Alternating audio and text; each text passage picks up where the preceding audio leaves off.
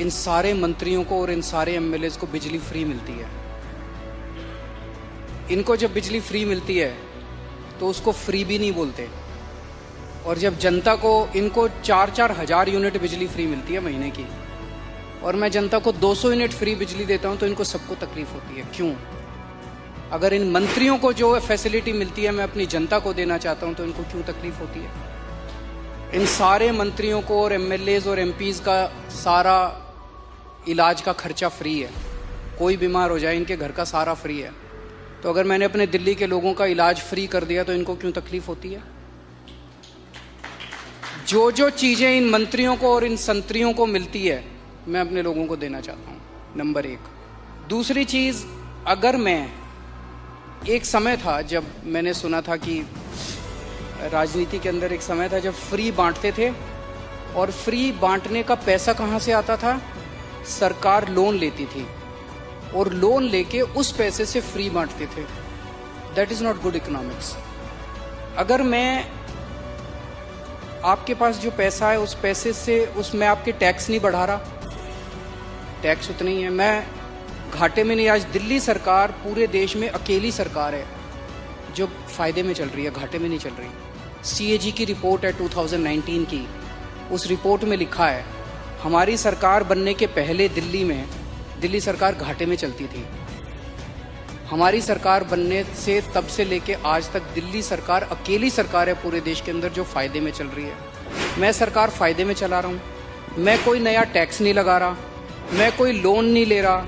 अगर मैंने करप्शन खत्म करके पैसा बचा के लोगों को अगर सुविधाएं दे दी तो क्या बुरी बात की? तो दिस इज गुड इकोनॉमिक्स। और तीसरी चीज, पर ये मिरेकल होता कैसे? मैं एक छोटा सा एग्जांपल देता हूं। जैसे ये फ्री दवाइयों वाला कैसे सिलसिला चालू हुआ, ये बड़ा इंटरेस्टिंग है। हमने एक फ्लाईओवर बनवाया, उस फ्लाईओवर की 325 करोड़ रुपए की एस्टिमेटेड कॉस्ट थी, वो शायद 200-250 करोड़ रुपए में बन गया, तो 125 करोड़ रुपए उसमें बच गए। कैबिनेट मीटिंग चल रही थी, हम लोग डिस्कस कर रहे थे, तो पता चला कि ये 125 करोड़ रुपए बच गए। हम ये डिस्कस कर रहे थे इस पैसे को कहाँ इस्तेमाल करें।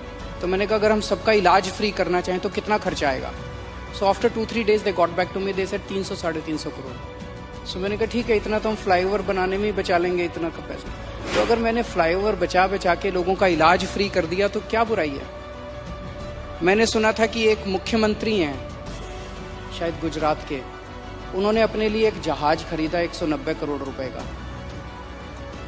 मैंने लिए अपने जहाज नहीं खरीदा, मैंने दिल्ली की सारी अपनी माँ बहनों का डीटीसी बसों में किराया मुफ्त कर दिया, 150 करोड़ का खर्चा आया।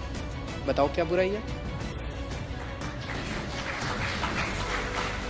So good politics and good economics, ये कर रहे हैं हम लोग। तो आपके पास ये कौन सा ऐसा फॉर्मूला है जिससे आप फ्री में भी देते हैं फिर भी आपकी सरकार जो है वो घाटे में नहीं फायदे में है? ईमानदारी, सही नियत, बस और कुछ नहीं है। मैं बहुत छोटा हूँ, मेरा एक्सपीरियंस भी बहुत छोटा है, लेकिन मेरा 5-7 साल का सरकार चलाने का एक्सपीरियंस ये कहता है कि किसी भी सरकार में पैसे की कमी नहीं है। मैं ब्लैंकेट स्टेटमेंट दे रहा हूँ, किसी भी राज्य सरकार में और किसी भी केंद्र सरकार में पैसे की कमी नहीं है, नीयत की कमी है।